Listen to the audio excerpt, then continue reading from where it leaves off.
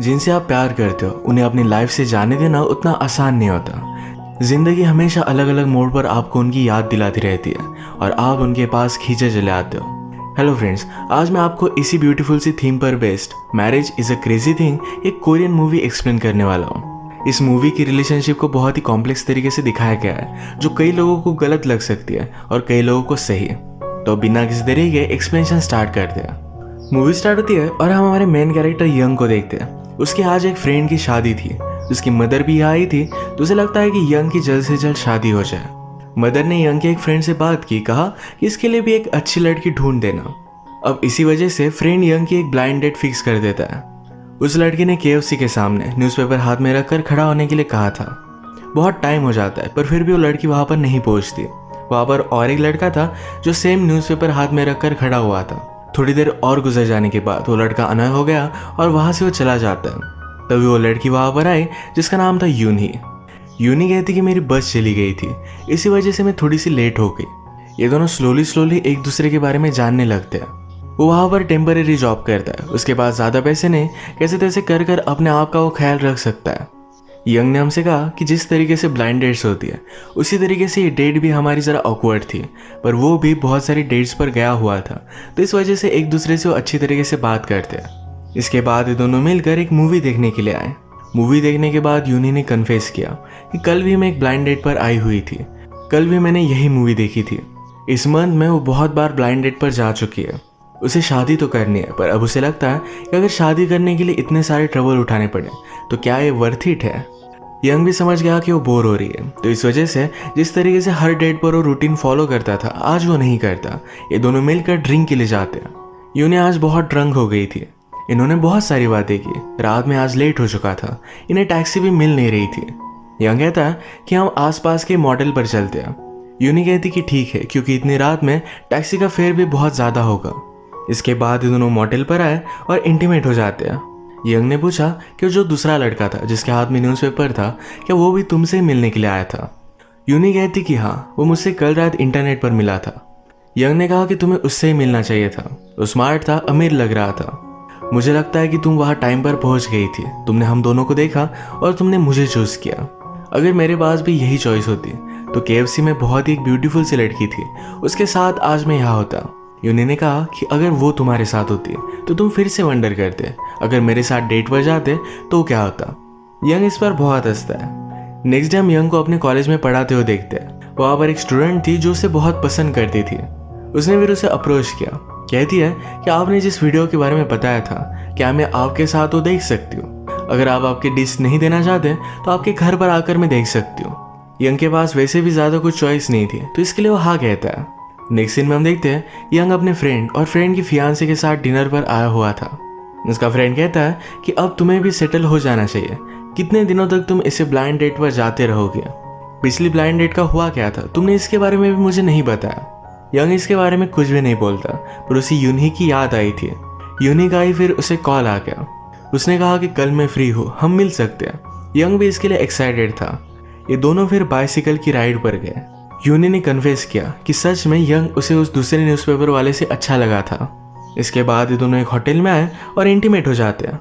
Young फिर कहता है कि चलो हम मॉल में चलते हैं। उसके नेफ्यू का बर्थडे था तो उसे गिफ्ट लेना था। यूनी भी इसके लिए एक्साइटेड हो गई। मॉल में आकर घर का जो भी सब सामान होता है ये सारा कुछ वो देख रही थी।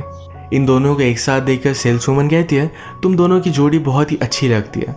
आगे चलकर ये दोनों इस पर बहुत हंसते हैं। यंग ने कहा कि हम दोनों एक्चुअल में बहुत अच्छे लगते हैं। हम इस तरीके से पूरी लाइफ एक दूसरे से मैरिड होने का प्रिटेंड कर सकते हैं।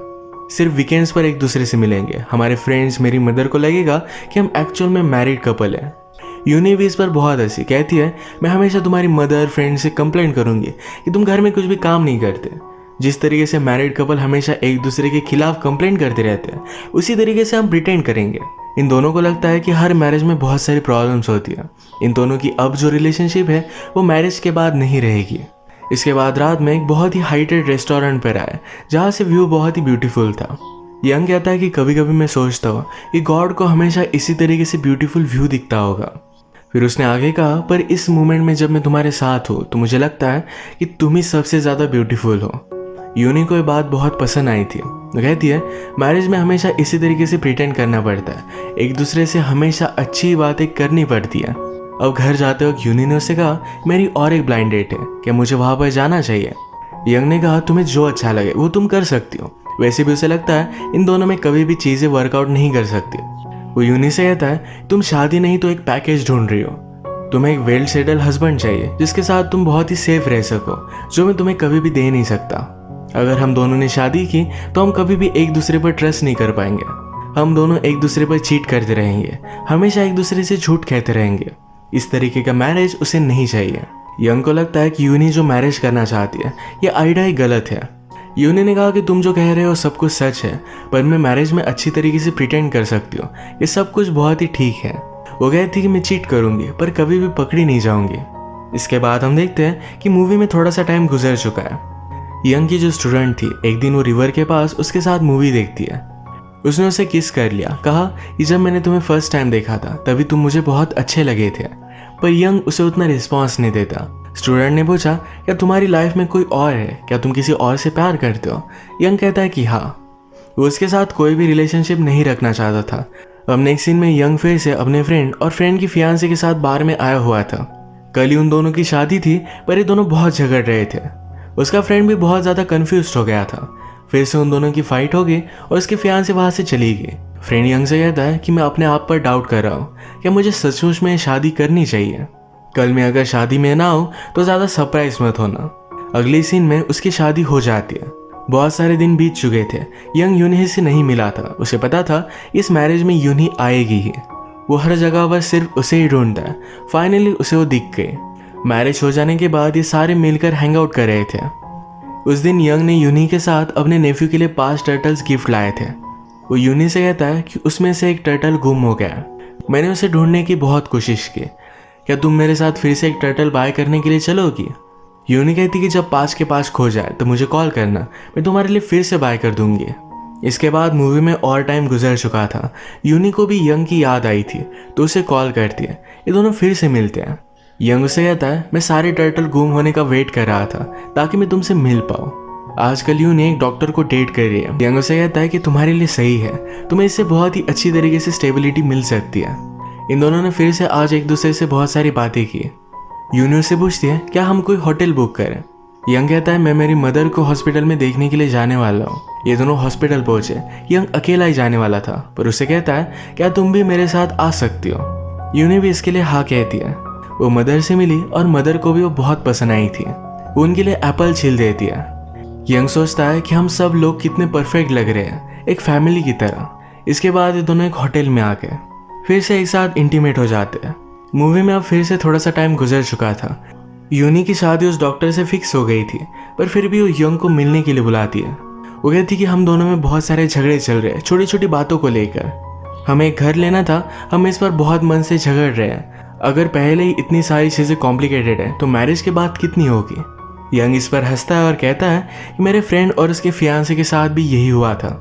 वो मैरिज के पहले बहुत झगड़ रहे थे। तुम भी राइट ट्रैक पर हो, अब तुम्हारी उसके साथ शादी हो जाएगी। यूनी कहती कि मैं उससे उतनी ज़्यादा अट्रैक्टेड नहीं हूँ। यंग उसे बहुत अच्छा लगता है, पर इन दोनों में शादी नहीं हो सकती।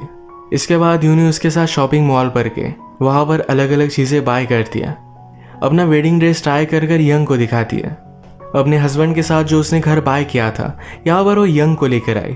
यूनी से कहती है हम दोनों के मैरिज का सब्जेक्ट तुमने इतनी जल्दी क्यों ड्रॉप कर दिया था। अगर मैं तुम्हारी जगह पर होती तो इसके लिए थोड़ा सा फाइट करती है।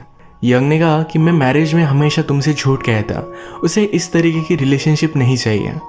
यूनी को यहाँ पर भी उसके साथ इंटीमेट होना था, पर यंग उसे मना कर देता है। वो फिर उसे बीच के पास लेकर आई, कहा कि ये हमारा हनीमून है। वो उसकी हमेशा बहुत सारी फ़ोटोज़ लेती है। ये बीच के पास फ़ोटोज़ लेते हुए खेलते हुए एक अच्छा सा डिश पेंट करते हैं। एक साथ ही इन्हें रात हो गई। पास ही गाँव था जहाँ पर एक रूम उन्होंने रेंट कर लिया। ये दोनों इंटीमेट हो जाते हैं। अगली सीन में डायरेक्टली यूनी की शादी हम देख सकते हैं। यहाँ पर यंग भी आया हुआ था। उसकी शादी देखकर उसे बहुत ही बुरा लगता है।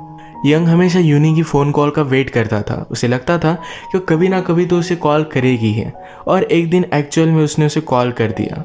उसने इमेजिन किया था यूनी अपने हस्बैंड के लिए क्या क्या करती होगी, उसके लिए खाना बनाती होगी, वो अपने आप को फिट रख सके, इसलिए स्विमिंग भी उसने ज्वाइन कर ली होगी।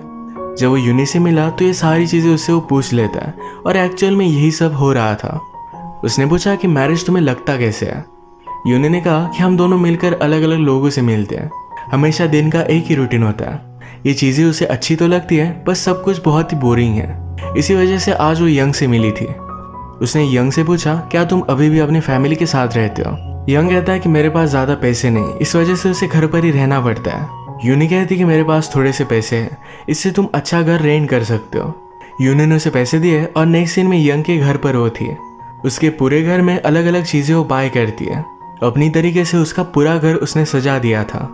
ये सब बाय करते वक्त यूनी को अपने हस्बैंड का कॉल आता है, जो उसे हमेशा बहाना बना देती है कि वो क्लासेस पर है, कुछ अलग अलग चीज़ें कर रही है। अब इसी तरीके से यूनी का यंग के साथ फिर से अफेयर स्टार्ट हो गया था। उसके पास वीकेंड्स पर आती थी और वाइफ की तरह ही 2 दिन उसके पास ही रहती थी। पास के ग्रोसरी स्टोर में भी सब लोगों को लगता था कि हस्बैंड वाइफ ही है। यूनी ने यंग से कहा कि जैसे तुमने मुझसे कहा था कि हम दोनों वीकेंड के कपल बनेंगे, अब तो यही बात सच हो गई है। ये हमेशा एक दूसरे के साथ बहुत अच्छे से टाइम स्पेंड करते हैं। यूनी की चीज़ें भी यंग के घर पर अब रहने लग गई थी, जैसे कि 2 टूथब्रश। उसका बहुत अच्छे से ख्याल रखती है। एक दिन उसे शेव भी कर दे रही थी। यूनी को कुछ काम था तो यंग का मेल उसने ओपन किया, जहाँ पर उसे स्टूडेंट का मेल दिखता है। ये स्टूडेंट फिर से यंग को मिलने के लिए बुला रही थी। यंग यूनी से कहता है, हम दोनों के बीच में कुछ भी नहीं है। यूनी ने कहा कि टिपिकल टीचर स्टूडेंट रिलेशनशिप तो नहीं लगती। उसे ज़रा जेलस लग रहा था। यंग इस बात से गुस्सा हो गया। कहता है, तो अपने हस्बैंड के साथ क्या करती हो, इसके बारे में मैं कभी भी क्वेश्चन नहीं करता। तुम जब मेरे पास आती हो तो हमेशा मैं उसका सेंट तुम पर स्मेल कर सकता हूँ, पर मैं कभी भी कुछ भी बोलता नहीं। यूनी को भी गुस्सा आ गया और यहाँ से जा रही थी। यंग कहता है, तुम हमेशा यहाँ से इस तरीके से चली जाती हो, पर तुम्हारे जाने के बाद मैं तुम्हें बहुत मिस करता हूँ। तुम्हें इसके बारे में कोई भी आइडिया ही नहीं है। इस फाइट के बाद ये दोनों बहुत हर्ट हो गए थे। यंग ने उसे बोल भी दिया था कि फिर से यहाँ पर वापस मत आना। थोड़े दिन बीत गए और यंग का बर्थडे आया। उसे कॉल आया, पर ये उसकी मदर का था। उसे वो विश कर रही थी। जाने से पहले यूनी ने उनके कपड़े धोकर बाहर डाले थे। अब बारिश आ रही थी तो सारे कपड़े भीग जाते हैं। यंग अपने लिए नूडल्स लेने के लिए बाहर गया था। जब वो वापस आया तो देखता है कि बाहर के कपड़े अब घर में हैं। उसे अच्छा लगा कि यूनी वापस आ चुकी है। उसने उसके लिए केक भी लाया था। वो यूनी को गले लगा लेता है। तभी उसे कॉल आ गया, जो उसके हस्बैंड का था। आज वो जल्दी घर आ चुका है। यूनी कहती है, मुझे वापस आने में 2 घंटे लगेंगे। वो यंग के साथ ये बर्थडे स्पेंड कर यहाँ से चली जाती है। नेक्स्ट सीन में हम देखते हैं, प्रीवियसली यंग की जिस फ्रेंड की शादी हुई थी, यंग आज उसे मिलने के लिए आया हुआ था। आजकल फ्रेंड और उसकी वाइफ में बहुत सारे झगड़े चल रहे थे। यंग उसे कहता है, तुम्हें अपने मैरिज के लिए फाइट करना चाहिए, तुम भी ज़रा एफर्ट्स डालो। यहाँ पर हम यंग की कैरेक्टर डेवलपमेंट को देख सकते हैं। पहले वो किसी भी रिलेशनशिप में आने के लिए रेडी नहीं था, अब वो रिलेशनशिप में एफर्ट्स डालने के लिए रेडी था। जब वो वापस घर पर आया तो यून ही उसका वेट कर रही थी। इन्हें अपने फ्रेंड्स के बारे में डिस्कस करते हैं। यूनी को लग रहा था अगर उनके फ्रेंड एक साथ मैरिज में खुश नहीं है तो उन्हें एक दूसरे से दूर चले जाना चाहिए। यंग कहता है कि ये सारी चीज़ें इतनी आसान नहीं होती, क्या तुम ये चीज़ कर सकती हो? यूनी कहती कि हाँ मैं कर सकती हूँ, पर यंग ने कहा कि नहीं, तुम्हें नहीं कर सकती। यंग कहता है कि प्लीज़ यहाँ फिर से वापस मत आना। वीडियो में आगे बढ़ने से पहले मैं आप सबको आज के स्पॉन्सर के बारे में बताना चाहता हूँ, 1xBet। इस वेबसाइट पर आप फ्री में लाइव मैचेस देख सकते हो। स्पोर्ट्स में बेटिंग कर भी आप यहाँ से पैसे कमा सकते हो। वीडियो के डिस्क्रिप्शन में मैंने वेबसाइट का लिंक दे दिया है, और टेल्स ये प्रोमो कोड भी आप यूज कर सकते हो। लिंक या प्रोमो कोड से अगर आप साइन अप करते हो तो आप जो भी डिपॉजिट करोगे उस पर 130%